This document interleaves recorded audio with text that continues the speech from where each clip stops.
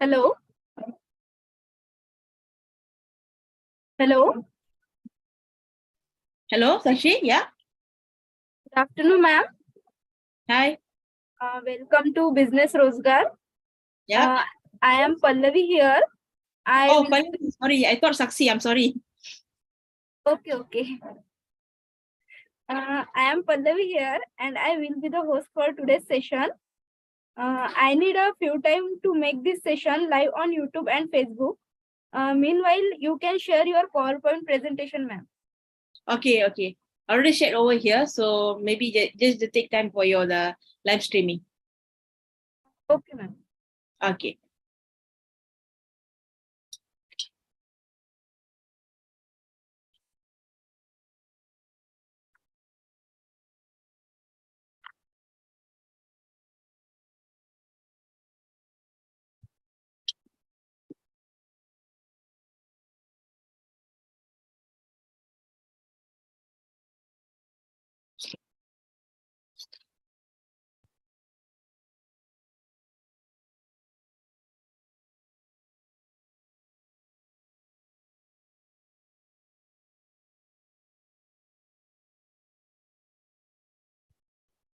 Shall we start now, ma'am? Yeah. Sure. So shall we start now? 1 second, ma'am. Yeah. Hello, everyone. Present here virtually. I am Pallavi here, and I welcome you all for today's session, which is titled as Tips for Viva. And presenting this session, we have with us our today's expert, Mrs. Mugneshwari Sahadevan, ma'am. Mugneshwari Sahadevan is Assistant Principal at Inasis Bank, Rakyat, UUM, which leads students' activities and programs. She received the Best Presenter Award, International Conference on Kaizen Management, Social Science and Technology 2019. Without wasting much time, I am welcome to Mrs. Mugneshwari Sahadevan, ma'am. You may start now, ma'am. Okay. Thank you, Pallavi. Thank you for the most warmest welcome. Thank you very much. Good morning. No, good evening. Good evening to everyone. Okay, for those who are watching from Facebook, for those who are watching from YouTube channel. Okay, thank you very much, and happy to see all of you after a long break. Okay, for today, I'm Dr. Mugi. Okay, Dr. Mugi Sahadevan. I'm a graduate PhD from Durham University, and currently I'm doing a researchers. Okay, I do a lot of research. Basically on particularly on the outward foreign direct investment in Malaysian multinational enterprises, and besides that, I'm doing a lot of seminars. Okay, I'm giving seminars. I'm doing workshops on Mendeley and so on. So I'm feel privileged to be given a chance for me, an opportunity for me to share about a talk, okay, a very sharing session about like a very brief sharing session to all of you about tips on Viva. And as we all know that, okay, even doesn't matter we are we are a UG undergraduates or postgraduates, or we are going for the PhD. The one of the most crucial journey, most crucial part of our journey will be the Viva.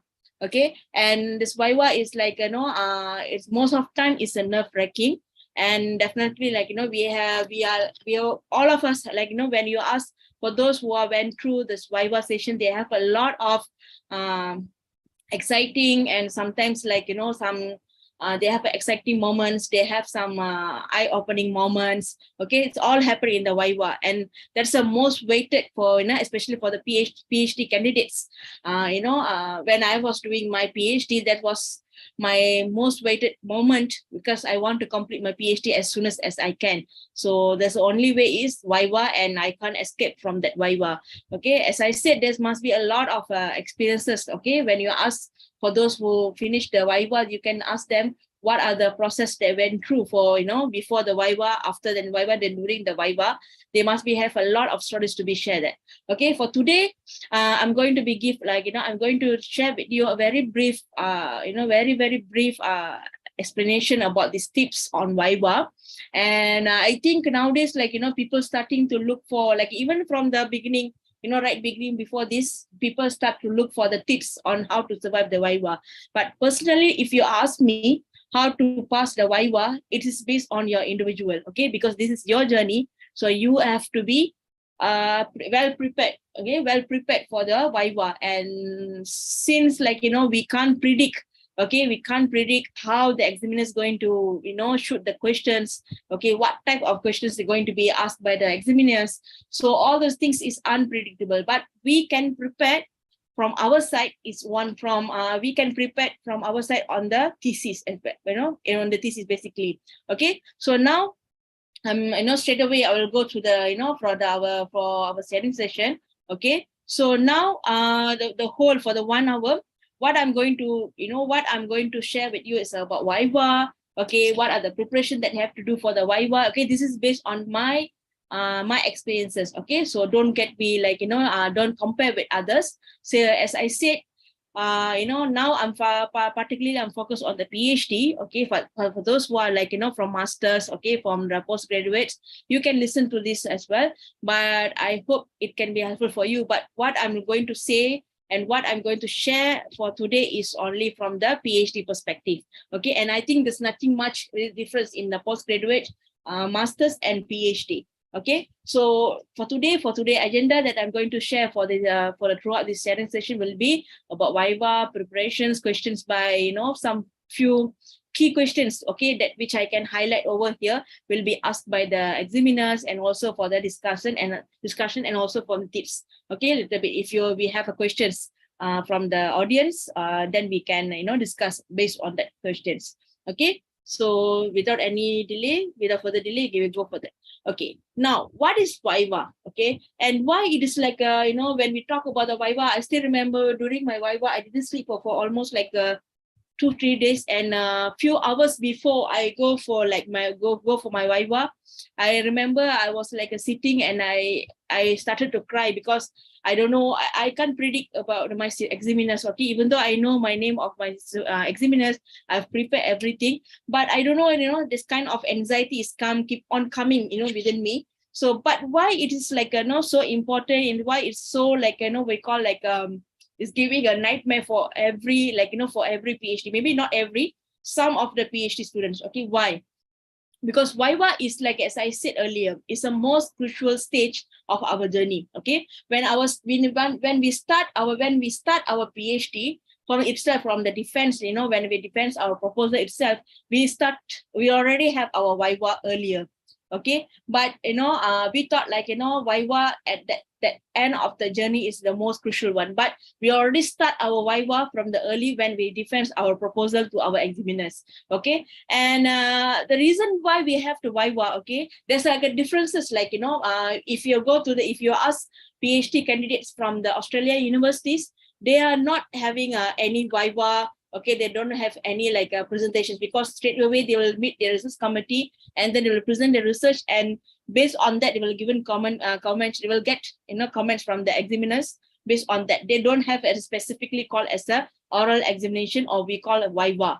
Okay, but back in if you come to the Malaysia, if you come to the UK, and even in India, we have a Viva. Okay, where before they gave you that doctorate, before they want to they said you are eligible for this PhD, the PhD course, okay, or for the almost maybe 4 years or 3 years or 5 years. Okay, they want to see this oral examination. It means they want to see whether you are able to articulate your research. Okay, whether you are able to present to them, okay, about the research. Okay, that's the purpose of the Viva actually. Okay, they want to see whether you can articulate your research, because once you get your PhD, it's a license for you that you can be an independent researcher. Okay, after this you can do a research on particular about your field, and you can contribute as much as knowledge towards that field. Okay, that's a basic what is the basic understanding which I can get it from the Viva. And even when during the Viva, there are many questions will be asked which is regarding about your research. Okay, because they want to know whether you can be, as I said, you can be an independent researcher on that particular field that which you are doing your PhD. Okay, and how, okay, who and where, and all of this depends on your supervisors and on discussing with your examiners. Okay, during my time, during my Viva in 2020, okay, obviously we know that we are struck with this pandemic, and I'm not able to travel back to the UK, so I stayed at Malaysia, and have to do my Viva through Zoom online. Okay, there's another one, what we call that, there's another one new experience, because people used to say, like, they will be called up to the room. Okay, the examiner call up them to the room, and then they will be sit in front of the examiners. Okay, they will share all this, about the research to the examiners. But when it comes to me, I expect something new. Okay, I haven't done this virtual Viva. Okay, and my examiners all the way from from London, another one is from Durham. Okay, so we are like having this conversation for almost like almost like my Viva session took me about like close to 2 hours. Okay, 2 hours to come up with all the decision and to come up with the result, all those things. So how, who, when, and where, it's like always depends on your supervisor. Okay, sometimes you might have you might have some idea. Okay, you must have someone in your mind that can be your examiner. But as I don't want to say, like, this isn't my advice, but as like my opinion, I think it's better when it comes to your PhD, it's better to leave the supervisor to make a decision on who to examine your thesis, because they must have some context, they must have some networks, okay, with within them. Okay, and they know who to come, who to examine your thesis. Okay, sometimes, like, they have a very good contact with them. Okay, they have a good rapport with them. So another way, it will be like an added advantage for us. Okay, to get someone, someone or examiners that who are good, have a good rapport with our supervisors. So it will be less, it will be less challenging for us in the Viva session. Okay, so but still, if you have a very good justification, okay, if you want to choose your examiners and you have a very good justification and your supervisor agree with that, yes, please go ahead with that. But for those, like, for someone like who have done with the Viva, as my personally, I would say, like, let your supervisor choose your examiners, because they know what is the quality of your thesis, and they know what is the study of your thesis, and they know who are really good to know or good to judge your thesis and your your work. Okay, so in that way, as I said, it will be lessen a little bit, okay, stress on you. Okay, and further on, like, where and when, okay, it's all be decided by the office, it will be decided by the supervisor, and also depends on the availability of the examiners. Okay, so basically Viva is like, to if you want to like make yourself like a little little comfort, okay, with this Viva, just like, I always, like, whenever I go for the presentation, whenever I go for the Viva, I always say, like, I always tell myself, like, they just want to know what you know, so you have to be there and you have to be prepared, so you just tell them what you know. Okay, so the rest is just leave it. Okay, don't think too much about that. Okay, this is what my dad said to me, like, when I'm going for Viva, you are the one who did the thesis, you are the one who did your PhD, so it's time for you to share with them what you have done for this 4 years. Okay, you have to share with them what you have done, and so it's all is from you, so I can't go and sit for you and answer for you. So this is your time for you to explain to the examiners. Okay, to explain to the examiners why, because when we are writing our thesis, when we are writing our our work, it always from the, as I said, like, we all have our perspective as a writer. Okay, when examiners from the reader side, okay, they are going to read our thesis based on their experiences, based on their understanding, so they might have some questions, they might have some doubts to be clear of. So that's the best method to clear all these doubts. Okay, to clear all this, like, what we call little like, we have a little confusion, maybe what we wrote, it's like what we wrote down in that thesis particularly can be understood by us, but it's not be understood by the reader. So there's a task for the examiners to get confirmed, and if it's have something to be edited, so they will let you know in that Viva. So always, like, chill down. okay, and just let them yourself to know that, okay, this is my time to clear off whatever in my thesis, okay, to clear off. Doesn't matter whether it's mistakes, okay, doesn't matter whether it's a perfect, okay, doesn't matter if it's not perfect or whatever it is.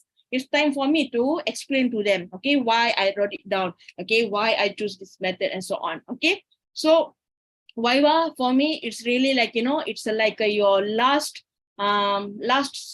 tool for you to defend your thesis, to say that I have done this for the 4 years, okay, I have done with my thesis for the 4 years, okay, and this is all the things that have been included in my thesis, okay, and now it's from I'm here to justify why I did all of these things, okay, and that's how like an examiner going to get understand with your thesis. That's why I say, when you go for the Viva, this is like added advantage, or it's like another one advantage for you, because you will be given a space for you to explain why you did this, why you write down this.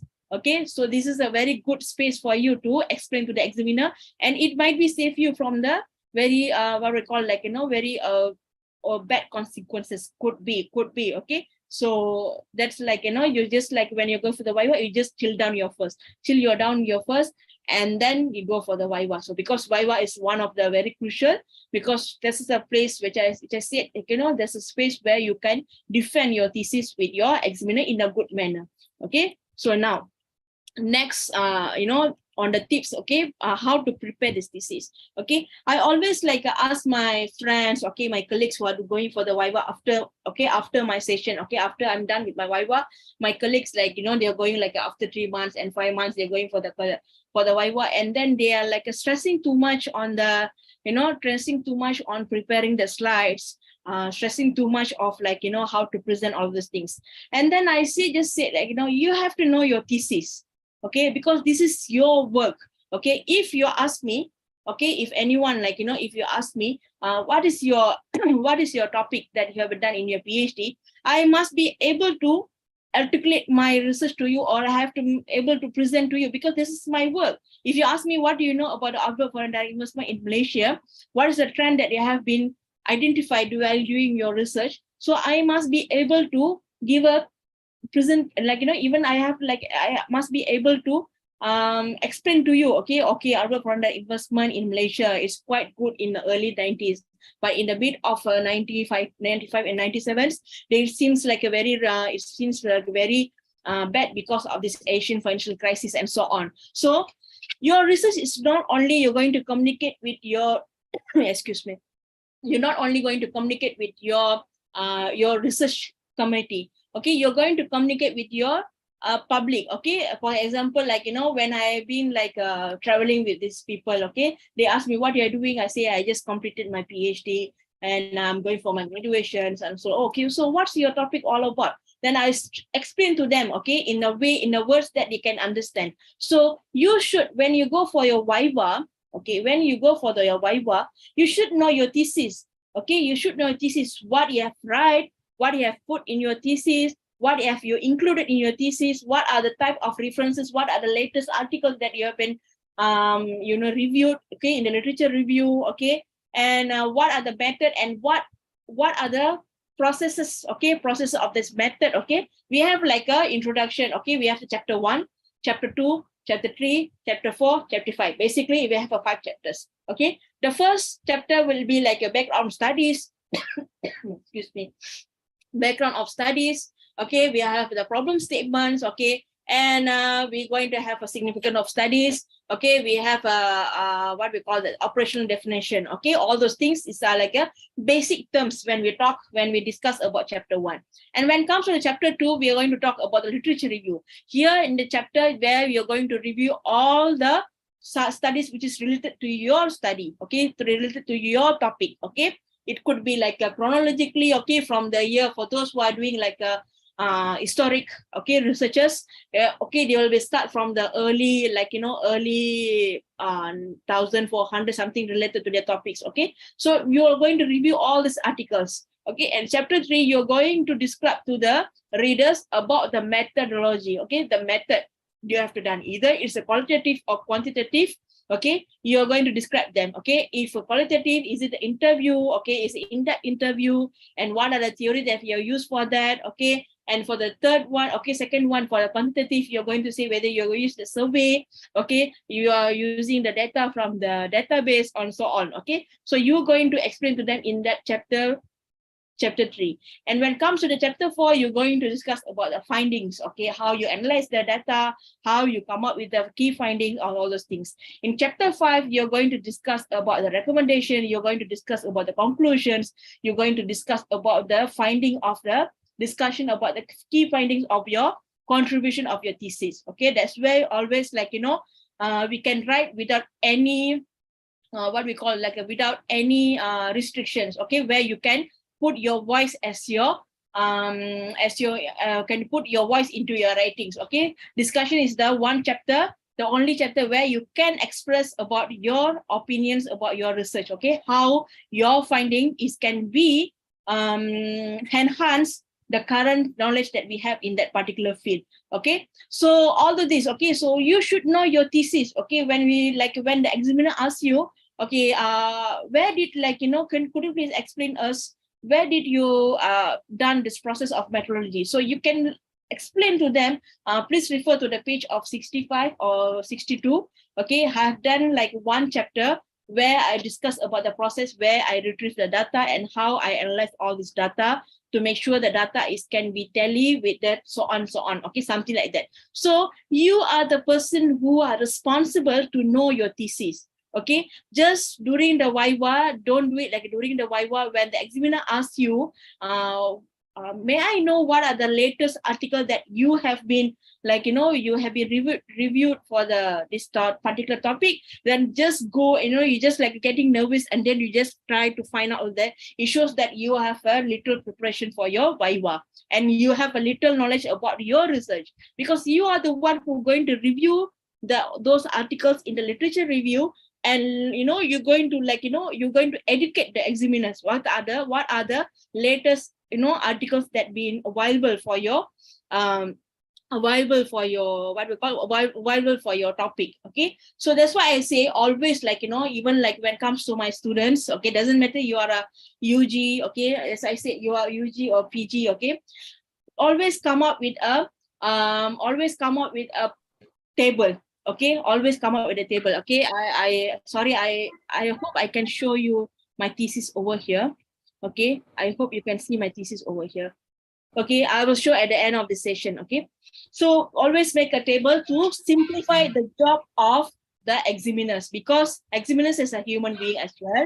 Okay, so they want to know very crispy presentation from yourself. Okay, so you just make a table. Okay, the latest article, okay, which is you reviewed, the very latest article for those who are going for the Viva for 2023. So up to your thesis, in your thesis should be up to the 2022. You must have a very what we call very updated articles on up to the 2022. So when examiners they're looking into your references, okay, I don't know whether you are realized or not. This one of the basic, not a common body language. Okay, when the examiner they get their thesis, the first thing they will look into is your references, because they will see whether you have used or you have reviewed the most latest article in your topic. If you are sending to the 2022, okay, for example, when I'm submitting my thesis on 2020, okay, I have made sure that all my studies are up to the 2020.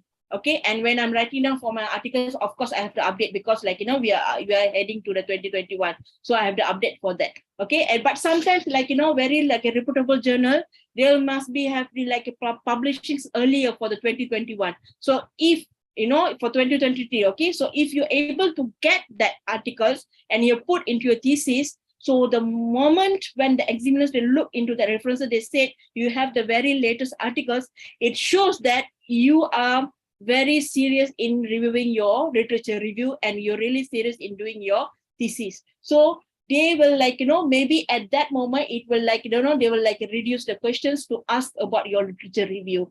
So maybe they must be asking about your how you paraphrasing, or you must be asking how you like giving the your comparison between articles. Maybe they be asking question over that. But when it comes to the question of what are the most most viable articles that you be reviewed, so you may avoid that kind of questions. So as I said, know your thesis. It means like doesn't matter. It doesn't mean like you have to memorize all those things.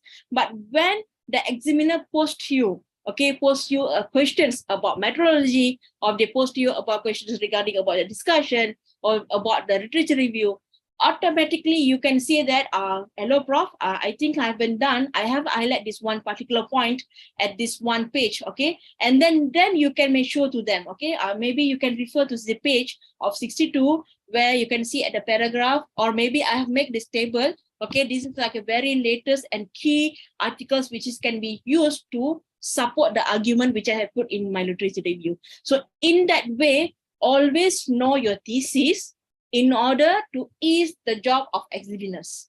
Okay, so they'll be happy, they'll make me happy. Okay, even like you give the thesis to me, when I'm reading the thesis, I don't want to like the PhD thesis almost like a 200 pages, 300 pages. Okay, so even we are trying to read that 300 pages, but we always want like someone to make our work easier. Okay, so always know your thesis, and it's like it will be more wonderful for you if you can highlight, okay, you can like highlight few important key points, like and you make it like one table saying that, okay, this is the important table that you have to know for the examiners. Okay, this is the important what we call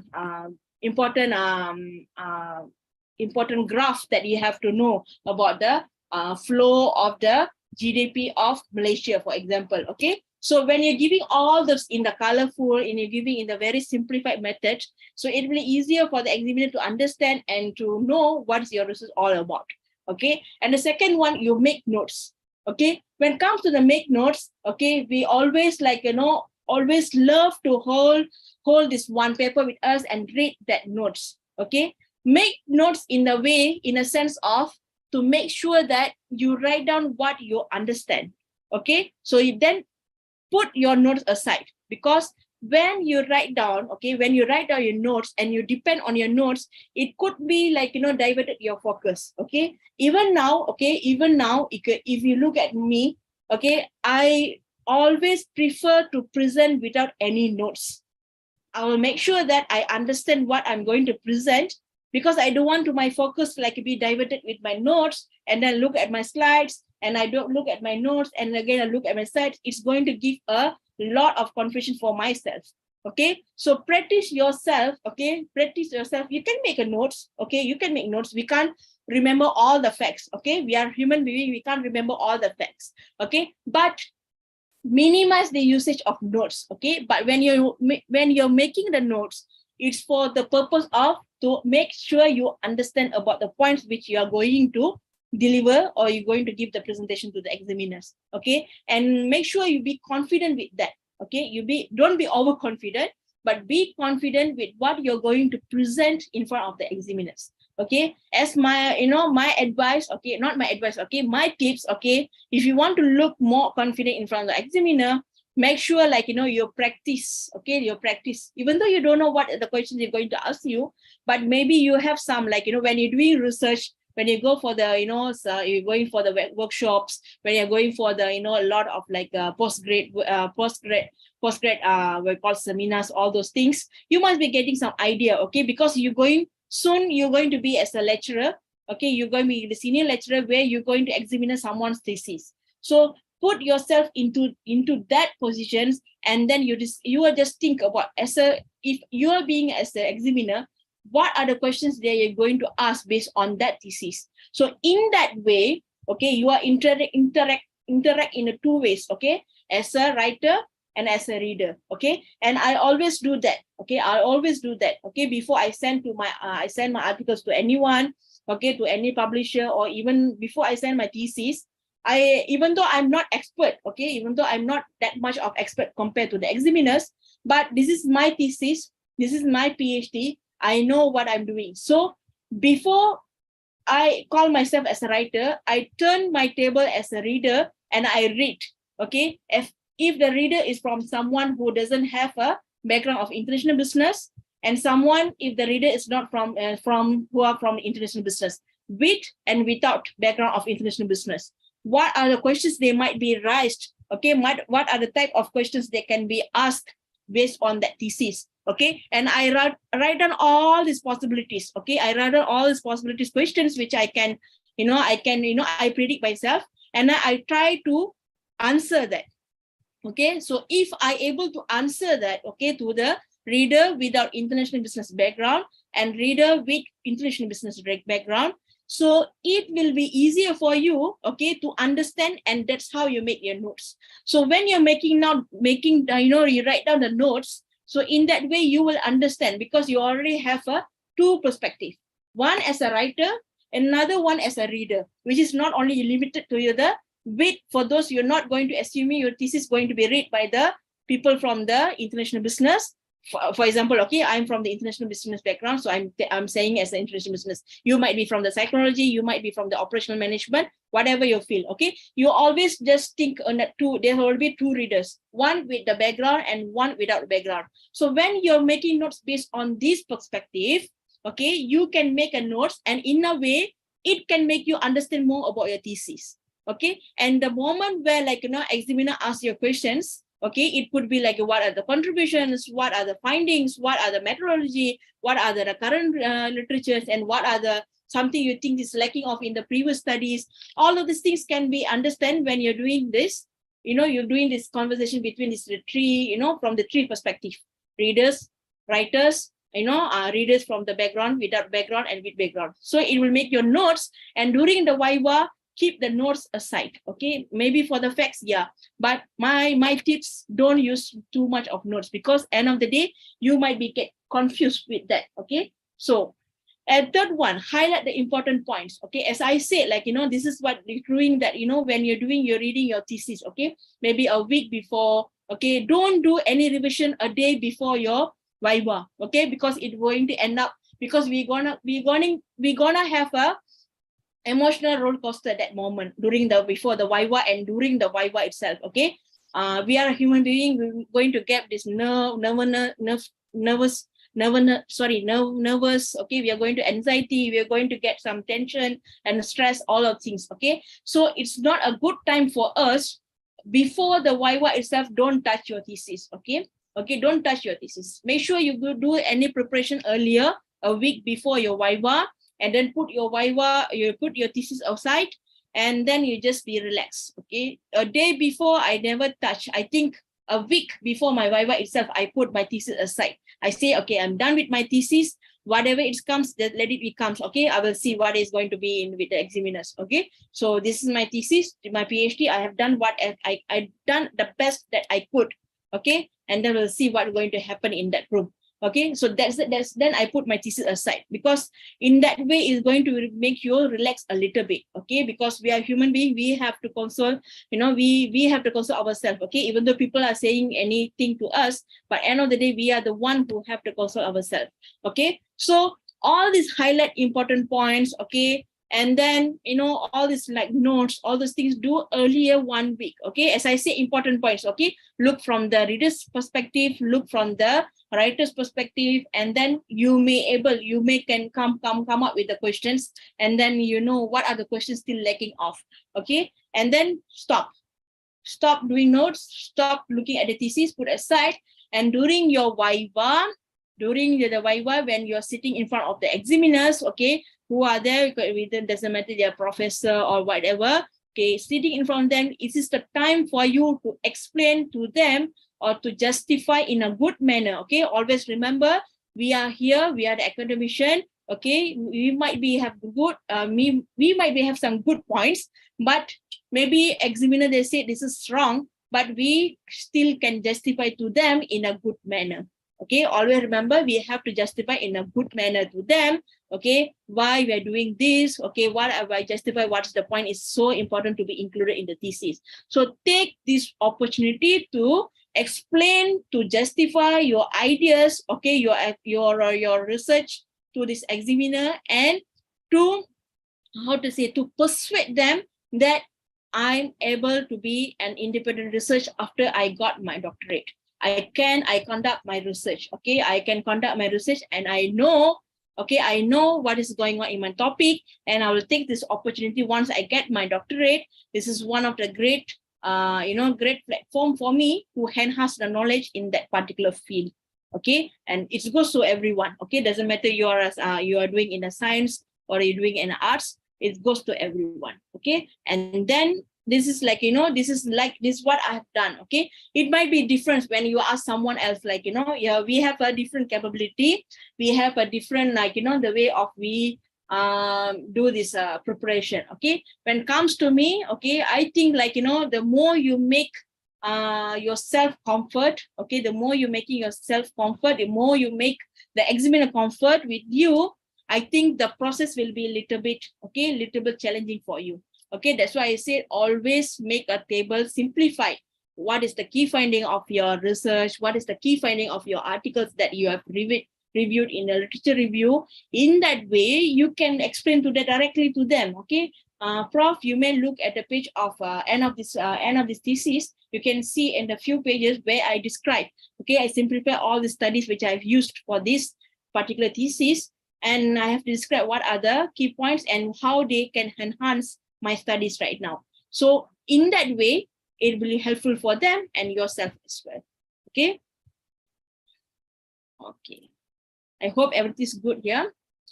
Okay. Now the key questions. Okay. You can see in our website. Okay. When you go for the NESTY PhD questions, NESTY 100 questions, 200 top questions can be asked in Viva. And people like doing this 200, how to answer the questions. Okay, when it comes to me, I will say like this. This is your thesis. This is your thesis. You know what is the weaknesses, what is the strength of your thesis. Okay, and examiners there, as I said, they are going to read from their perspective. Okay, they are the professor. Okay, they must be seeing something out from our scope. Okay, we might be see from the first or second scope, and professor might be they're looking from the third and fourth scope. Okay, so that's why we might have some differences when we are going to give our justification. Okay, so when you're going to read all these 200 questions, 300 questions, even 1,000 questions, end of the day, you're going to answer based on your thesis and based on the questions posed by the examiners. Sometimes, like, when I discuss with my colleagues, I ask them what are the questions asked by the examiners. They said the examiner didn't touch anything about the methodology because they're convinced with the methodology, and they skipped right towards to the discussion, and they finished their Viva within like a 1 hour, close to 1 hour, and 1 hour 15 minutes, 1 hour 30 minutes. Some of my colleagues, they experienced 3 hours Viva because the examiner is not convinced with the methodologies, they are not convinced with the way of the literature review, and then they are asking so many questions. So end of the day, the process between you and your examiners. So why you are like torturing yourself with, like, looking, when you're looking at this website from the 200, 300, you're just making yourself in a hot pot. Okay, when you're looking all these questions, it's just making you hot pot. It's not making more clear for you. But I can say, like, through my discussion with my colleagues, and what I heard from my friends, okay, who have been done this Viva, and for those who have been as examiners, I think the key question which will be asked by, like, common questions, okay, we call it a key and common question will be asked by the examiners is why you chose the topic. When we discuss about a topic, it's not about the title. Okay, there's a difference between the title and topic. Okay, topic is about, like, if they ask me what is your topic of your research, my topic is all about the strategy asset seeking. Okay, I'm looking particularly into the strategy asset seeking from the outward foreign investment, and I specifically look into the strategy asset seeking investment by the Malaysian multinational enterprises. Okay, so when they ask you about this topic, okay, how you're going to answer is not because my supervisor explained to me this, asked me to do this. All this, like, it's not something the answer expected by the supervisor. You can be honest, okay? When I'm presenting during my Viva, they ask me this question, okay? How come you can, you have this motivation to do this topic, okay? And I said, yeah, initially I want to do something about the international entrepreneur orientation among the small medium enterprises in Malaysia.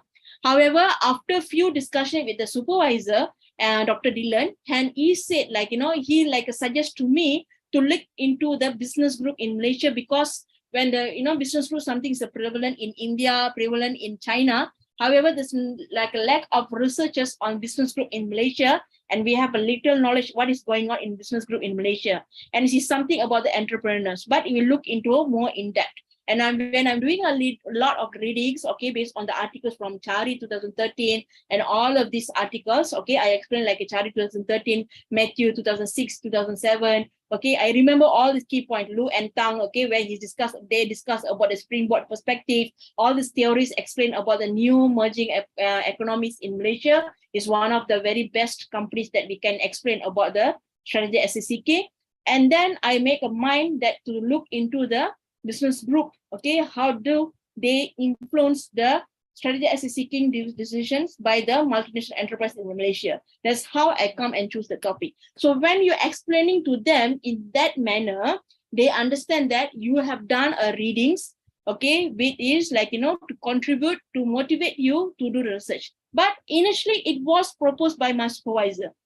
Okay, my first very proposal when I met my supervisor at UK, okay, I remember I went to his office all the way after I flew from the Malaysia.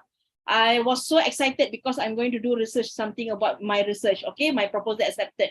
Okay, but once I went to his office, I remember he asked me to throw the proposal because he's not going to look into the proposal. Okay, he gave me another 20 articles. I remember he gave me like 20 articles and asked me to be open-minded, Mugi. And then you read the articles, try to understand what is all this about the articles. And then after the few discussion, after the few meetings with him, then only I able to understand what he trying to get it from me. Okay, and that's how you explain to the Viva. And yeah, end of the Viva, I explained to them. Okay, and initially it was proposed by my supervisor, but I did my readings. Okay, there's a way of answering. Okay, don't and simply when what motivate you to do the topic, or my professor asked me to do, that's why I want to do this topic. No, that is not a right answer. Okay, it's a partially right answer, but you must have your own contribution to that.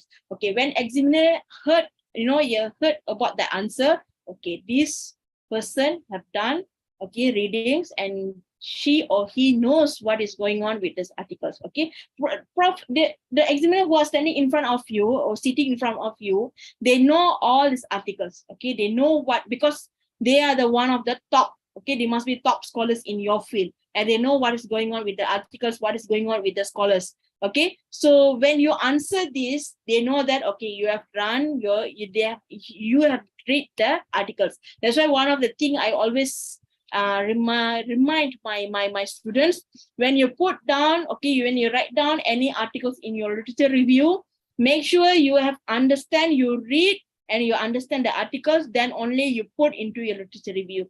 Don't simply grab and take everything, take from here, grab there, and then you put it and you say this is a literature review. You have to understand, because by mistake or by any chance, if the examiner asks, could you please explain this article to us, they're going to test you. If you're not able to explain to them what the article discuss all about, you're going to end up in a problem.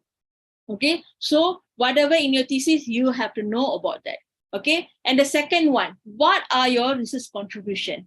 Okay, this is what people are calling if you see people nowadays saying research gap, what is your contribution, novelty, what is your novelty towards a new research, what's the new thing that you have found in your research, all those things. Okay, so what is the contribution? It could be your methodology, it could be your your findings. Okay, previous studies, they were seen I'm using my examples. Okay, previous studies, they discuss about the BRICS. Okay, Brazil, Russia, India, China, and South Africa's countries. Okay, they're looking into the outward foreign investment. Even though Malaysia is a part of the Asian country, but it's very little studies which is going who discussing about what is going on in Malaysia. Okay, but Malaysia is one of the Asian country. So that's one of my contribution. When I come up with my key findings, this is one of the contribution to the international business field, where my result is going to say all about in Malaysia, what is going on in the outward. Okay, one study is about the outward foreign direct investment in Malaysia. Okay, and your contribution might be like a methodology. Okay, initially all the studies were using the survey, but now I'm going to look into the other perspective where I'm going to do the case study. Okay, all these are the contribution. You're giving something new. Okay, you're giving this something new knowledge which is not be identified from the previous researchers. Okay, just remember our research is not always perfect.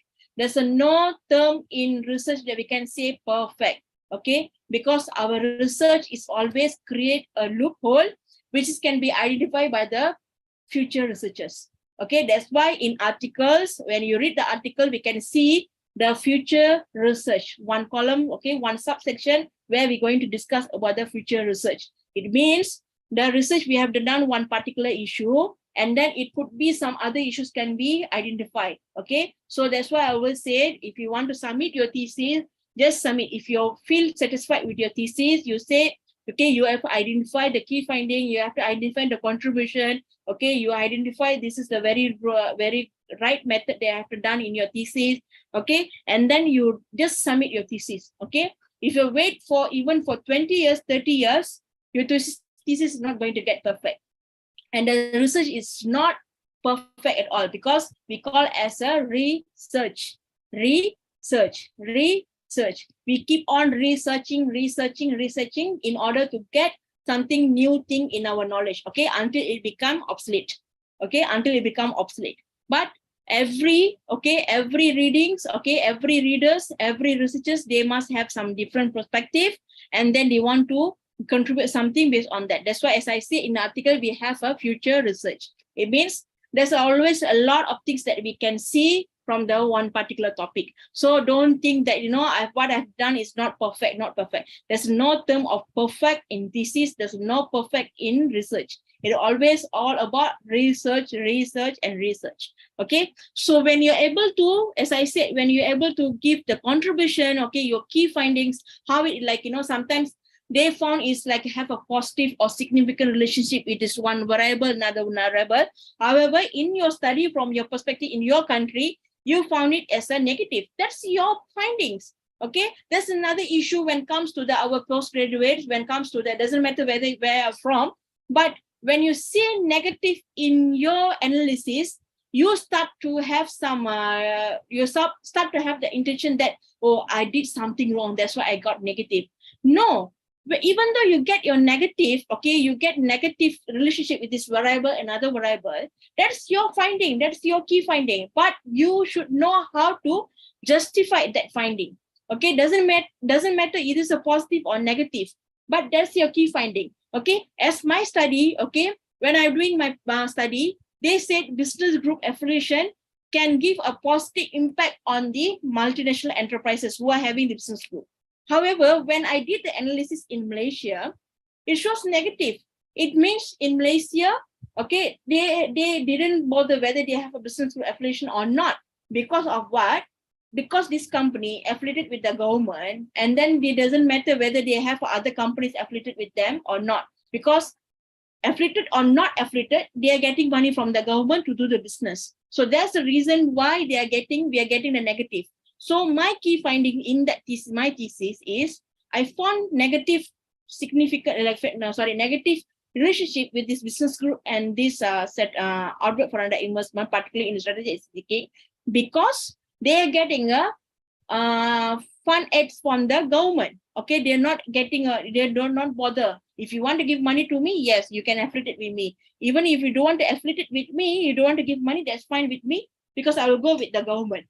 Okay, so that's the result. Okay, so that's why I say don't get too bothered with the negative or positive. As long as you can justify in a good, if you can justify with them in a, with this accurate, okay, support from the articles and the evidence, then okay, doesn't matter it's a positive or negative. Okay, that's your key finding in your thesis. Okay, I still remember one of my colleagues, when she was doing the analysis, she was sitting, looking at the data because she want to make it as a positive. And then only my senior and me, like myself, we went, then we consult her, say, it's okay, never mind, doesn't matter even it's a negative or positive. Okay, just show what is the key findings and give justification. Use just waste your time to find out why you need to give the key findings. Okay, don't waste time to make it as a positive. Doesn't matter it's a negative. as long as you can give the justification. So remember that, guys. Okay, I'm very sure. Okay, I think this is a common thing always happen among the graduates. Okay, our PhD students, because we want to make it look as a positive. If positive means it's good, if negative means it's bad. No, it depends on the justification. Your justification is good or bad. It depends on you how you justify your key findings. Okay, and again, you're going to ask the methodology. Okay, in the methodology, okay, in the chapter 3 methodology, they're going to ask you, they want to see whether you are the one who, okay, now we know that we are having a lot of academic crime. Okay, I don't know if that's the right thing, right word to say academic crime. I think we call it as academic integrity. Okay, academic integrity. Okay, breach of academic integrity. Okay, ask someone to do the PhD thesis, ask someone to do the assignments. Okay, and all those things is a well, it's like a well known by examiners as well. So they know that. Okay, so even the PhD is happen as well. Okay, people are giving ask someone to do the thesis. So in methodology, they'll see whether you able to describe to them, okay, how you come up with this data and how you conduct this, if you say you conduct the interview, you'll see in your thesis whether you have described all those things. So you have to describe to them, okay, what are the experiences that you went through during the interview. Okay, for my experiences, I've been done 2, okay, quantitative and qualitative. Okay, I went to the 3 companies in Malaysia, multinational companies, and then luckily, okay, I managed to get the interview over them, and then I wrote down a case study. And it's most challenging for me is when I'm doing my quantitative, where I have to retrieve all this data from this database we call Orbis. Okay, and I have to sit for almost 1 week. Okay, I remember day and night. I have to make sure I have to filter all this company, because when I retrieve the data from Malaysian companies from that database, I got almost like 40,000 companies, including Chinese company from China were having their branch in Malaysia is considered as a Malaysian companies as well. So I have to sit one by one for 40,000 companies. Okay, I have to sit one by one. I have to check their company report, okay, their annual report, and make sure that this company is only belong to the Malaysian from Malaysia belongs to the Malaysia. Okay, and I described that. I explained this to my examiner. What are other experiences that I went through? I say I didn't sleep for almost like 1 week. Okay, I just sleep for 2 hours, 3 hours, and then I have to sit to make sure that my firms, which firms that I'm going to use for my data is really the firms who are used, okay, who are owned by the Malaysians. Okay, so end of the day, after that 1 week during the filter, I managed to get 936 firms, which is only owned by the Malaysians. Okay, and then it's supported by the, I have put my appendix. Okay, this is the other Malaysian companies used by the, I validate their status of company by the annual report by the company. Okay, so when you explain all of these things, they know that, okay, this person is really, okay, they like analyzing you. Okay, he knows what he's doing with his method. Okay, what's the interview, what are the questions she asked to the respondents, all those things. Okay, so they will ask, okay, any questions based on your thesis. If they examiners see something in your method, okay, you have said you're using qualitative, but previously, I think most of study have been used quantitative. Okay, what are the added value that you're going to say if you're using qualitative? What makes your thesis more can be enhance the knowledge? Okay, what is more special, making it more special when using qualitative? Okay, and then you have to answer. That's where you're going to justify why you're using the qualitative. It could be an answer from the articles. Okay, you say this one article published by the Journal of International Business Studies. Okay, in 2021, for example, or 22, they said most of studies are focused on the BRICS. Okay, Brazil, Russia, and India, and China. Okay, and then mostly they're looking for the quantitative, but no studies have been looked for the qualitative to get the nature of the research, to know about the nature of the phenomena or nature of the event which is happening there. So to quote that, okay, let's say LIM 2021, okay, that article has been raised about the issue. Therefore, I think this qualitative is going to be a best option to read or to know about the nature of this particular topic. Okay, so that's how you're going to justify and you're giving the answer based on your thesis. Okay, it means you're not simply choosing the qualitative because, oh, I think I was doing, I was like a roll the coin, and then it shows like I should have to do the qualitative, not something like that. Okay, you're using this qualitative because even though there's so many studies like, doing the survey, but you have a very proper justification because this article has explained this. Okay, and then you say, okay, I say in Malaysia, there's a lacking of studies to understand about this topic. And second one, more studies like a focus on the survey, but now I think to understand more about the nature of this event, therefore I'm going to use the qualitative. And therefore, this is the process where I use as a qualitative. So I go for I select the respondent by the snowballing sampling, and snowballing is how it goes, like, from the form A, I ask someone, okay, they know to give the interview, they suggest someone, and then you explain everything in your method. Okay, so when, without looking at your thesis, you share with them, you explain to them, they know that you are the one who did that thesis, okay, did the research. So it shows that you know what are the things behind what is going to have to do with this research, okay, how to conduct the research. So once you get your doctorate, okay, so you know how to conduct your interview, what are the ethics that you have to go in, ethics have to be in your qualitative, okay, if you're using the quantitative, how to run the data, how to do the factor analysis, if you're using the multiple regression analysis, how you're going to use that, how you're going to run that, if you got issues with your data, how to come up solution with that. Okay, so all the things are preparing you, as I told earlier, you are preparing yourself as an independent researcher.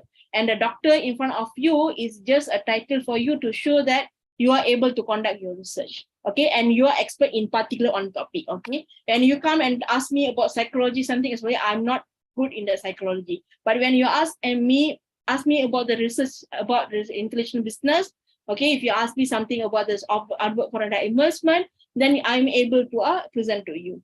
Okay, so end of the day, Viva is just to check on you whether you are able to present to the examiners, okay, to convince them that, okay, yes, this is my thesis, this is my PhD, I done it, and yeah, I can be as an independent researcher. Okay, once I got my doctorate, okay, when I have put my name in front of me as a doctor, so it means like, I will do more research to enhance the knowledge. Okay, do more research to give more contribution to the field.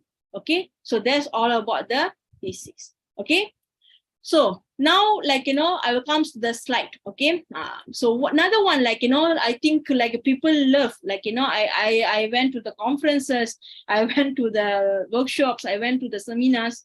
I think the first thing when they open the slide, I will check the number of slides. If they say like a 30 or 50 or 60, I will start to like, oh my goodness, 60 slides for 2 hours, how I'm going to spend my time here.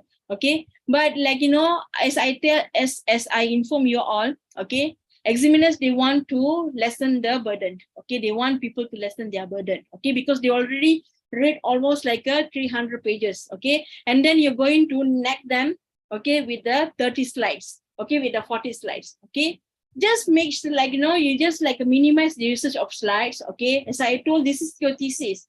Why you need some, you might be, as I tell you, you might have the notes, you might have this visual apps like the PowerPoint, all those things to help you, like, to bring the flow of the flow of presentation much better.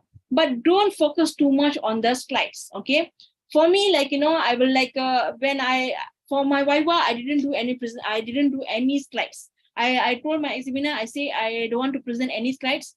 We straight away go to the questions because I'm okay.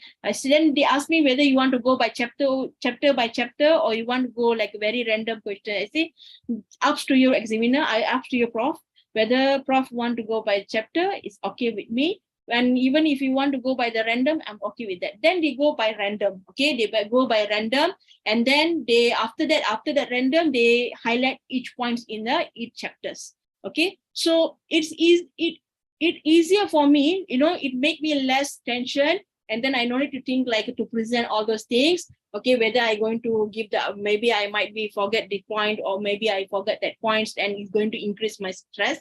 So I just be like, no, I just be chill. I say it's okay, it's okay, prof.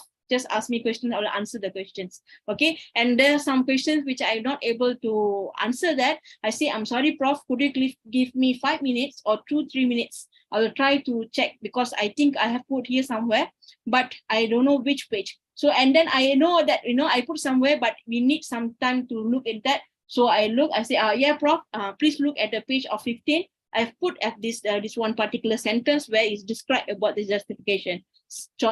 Like example like that. Okay, so when you come for the slide, okay, don't go meet your examiners with 20 and 30 slides. Okay, try to minimize. Okay, what is your background of studies, what's all about your studies. Okay, just make it one chapter. Okay, and what are the objective questions, all those things. Okay, make it as one slide. Okay, and what are the key studies, what is the key findings. Okay, what is the method, and then you go for the conclusion, because this is the main thing which they want to look. And then after that, they will post their questions, and then you answer accordingly what they ask for you. And why you're wasting like like a half an hour, 45 minutes, or even close to 1 hour, just to give it the points, giving the slides, you give to present. There's nothing wrong if you want to present, but minimize the usage of slides. Okay, make it as a 5.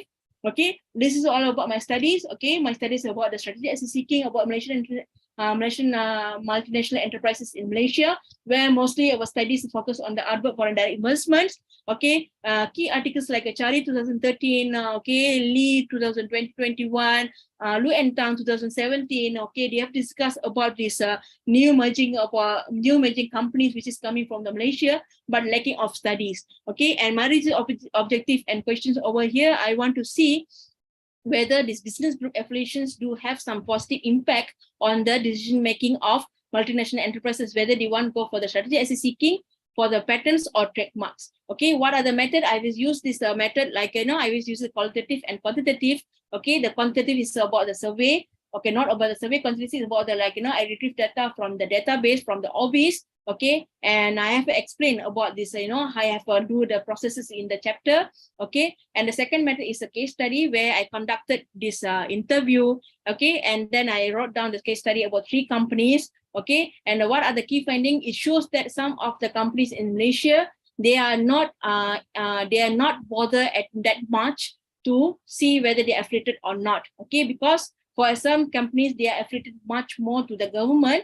Therefore, they're getting their monetary fund from them, and this doesn't matter whether they have the business group affiliation. But some of the private companies, they do think that business group affiliation is very important for them, because they need money to do the business, and therefore they only can go for the strategy as seeking when they decide whether they want to go for the patents or trademarks, something like that. And therefore, my studies, and I conclude here. So business group, as what we compare to the other studies in China, in India, in Vietnam, Indonesia, business group play its role in Malaysian company. However, at one point, they are saying if they're getting monetary fund from the government, they're not that much interested with the business group affiliations. And then you're done with your presentations, you go and sit and you discuss with the minister. Okay, they might be asking, they will ask the questions based on their understanding, based on their perspective, and then you are ready to justify what have you done, what is like the points that you want to give to them. Okay, so always minimize your slides. Okay, so it shows that, if for me, okay, if I try to use like 20 slides to present, okay, during my workshop, I couldn't able to bear with that. I say I'm not able to, I don't want to waste my time, okay, just presenting based on 20 slides and 30 slides. Let me minimize at least 10 slides, and then I will make sure I give all the important points in that slides. And then it's make the smooth, the workshop is went smooth for me. And then even the audience get engaging with my, engaging with my presentations, because I'm I'm sharing with them very little slides, but I'm sharing points with them. Okay, but a lot of slides, like 20, 30s, and then you just blabbering in front of them. So it might be distract them to continue with your presentation. Okay, so that's all from me for today for the tips on Viva. Okay, as a conclusion, I would say like, this is your study. Okay, this is your study. And then this is your thesis. Okay, you know what's in and out of your thesis. Okay, and you have to be confident, and you have to be, like, as I say, always remember, you have to justify to your examiner in a good manner. Okay, because we are going to calling ourselves as a scholar. Okay, so you just justify with them, as I, based on the, answer that I give to you. Okay, you must have justify your studies when it comes to the presentation in academic. Okay, always like a relate with the previous studies. Okay, in the studies they have said so and so, but in my studies, okay, I've looked into the other perspective, and then this going to be something different from the previous studies. Okay, and I can share with you. Okay, let me see whether I can open my thesis. I hope you can see my thesis here. Okay, at the end of my thesis, okay, if you see, I have highlighted like this: key studies of strategic asset seeking. So these are all studies related to the from the 1909. Okay, I look at from the 1909. Okay, basic, I look at the very key studies which is really discussed about the strategic asset seeking. So when my examiner asked me what are the key studies, what are the latest articles that you have seen, so I told them, okay, just look at this table, prof. Okay, I have like highlighted, okay, the key studies which is used to argue about the strategic asset seeking in our research in the international business. And then I use all these key articles to support my evidence. So in that manner, okay, it will helpful for them, okay, to see and read. Okay, see studies of home country effects. Okay, so I classified as a studies of home country effects. Okay, so I check, okay, I look at the up to the 2019, 2017, what are the studies they have been done on that based on the home country effects. So these are the studies which I compare, which I review, and then I say based on the studies, my studies will be enhanced the knowledge from these articles. Okay, so they have used negative binomial, they have a multiple case study. So when comes my name here, okay, I have used LL model, okay, the Matthew LL model and springboard perspective and internalization, okay, 3 case study, okay, and I've used this joint ventures, okay, company who did the joint ventures, and then I have used 2 methods. One is a multiple case study, another one is a data retrieved from the OBIS, and it shows, as what I explained just now, okay, some of the Malaysian company, they are not interested with the business group affiliation. So that's how you can see that. Okay, so all the study when you see is all about the Chinese. Okay, it's all about the India. They are all about China, research about India. So now is my contribution is for the research about the home country effects, particularly on Malaysia multinational enterprises. So when you're doing this kind of like this type of a table, okay, this type of you classify into the table, it will be helpful for the examiner to understand what you really want, you are going to do, that you are doing with your thesis. Okay, and if you see, like, I always, like, every chapter I will try to I will try to simplify. Okay, this is my case study chapter, and then I try to simplify. Okay, what are the their findings. Okay, so case study 1, okay, this is the home country effect. Okay, business group and government. Okay, I say business group, they used to seek for the technology market seeking. They go for the patents and brands. Means this first company, they're going for the patents and brand by using the financial from the government and also by using the business group. Okay, the second study 1, okay, is a business, this a government company. So they're going for the technology. Okay, they're going for the technology, but they are like, using the colonial ties. Means like, they're using the ties during the colonialism. Okay, means like a British. Okay, they're having a very much of a joint venture with the British companies. Okay, they're using that one to get the business, and then they go for the brands. Mostly they're going to the developed countries because they want to get the brands and bring back to the Malaysia and use it as a what we call like a springboard for them to enhance their product in Malaysia. Okay, so when you're doing all of these, okay, when you're doing like, you are like classify into the table for the each, like, very important, you classify very important points in each chapter. It will be helpful for those like, who are like reading your thesis for the examiners. See, this is the structure of the business group in for the Malay business companies. Okay, and then I have classified, I will make another another graph, another one for the Malaysian Chinese business group. So they're not only reading this thesis, but they can see a lot of graph, figures, and all those things. So it will be helpful for them to understand your thesis. And as I said, it will be little challenge for you during the Viva, because we are making easy job for the examiners. Because you want to, as I always said, I always told my friend, okay, I will always tell my friend that, okay, make your examiners work easier, and they will make your process be easier. Okay, so they are a human being as well. Okay, you already give them 200, 300 pages. Okay, and you're going into the room with the 30 slides and neck them with the 30 slides. Okay, and then they have to ask the question. So it will be like very stressful for them. Okay, so try to minimize your slides. Okay, try to know about your thesis in and out. Okay, and then make it like more figures. Okay, more tables. Okay, so when you're doing this, we're doing during the presentation with your examiners, so you can show with them. You could show to them. Okay, this is the prof. You can see at this page, I have this classified into this table. You classify into the figure, so you can see all these things. Okay, so I wish all of you are going for the Viva or going for the presentation all the best, and I hope my tips and my sharing session is useful for you to pass your Viva. Okay, thank you very much. Thank you, Sakshi, Pallavi. Yeah.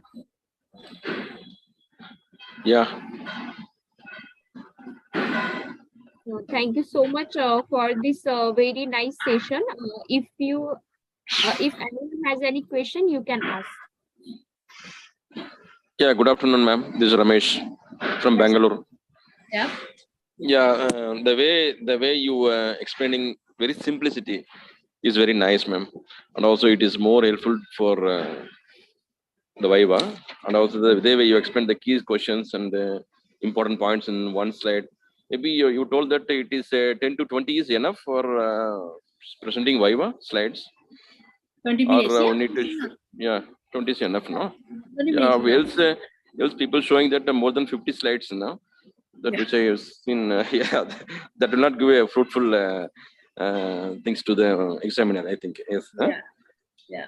Thank you very much, man. And also you have said that very simply, and this everyone knows already. Actually, whatever they are saying that it is well aware of it. But even though the way explained is very important, and also it is a more remember one. Yeah. Thank you, ma'am. Thank you. Yeah. Thank you. All the best. Yeah. Thank you. Thank you. Thank you so much, all the participants, for your active participation. Let me inform to all that this complete session will be available on our Research Circle YouTube channel. Our Business Rozgar YouTube channel.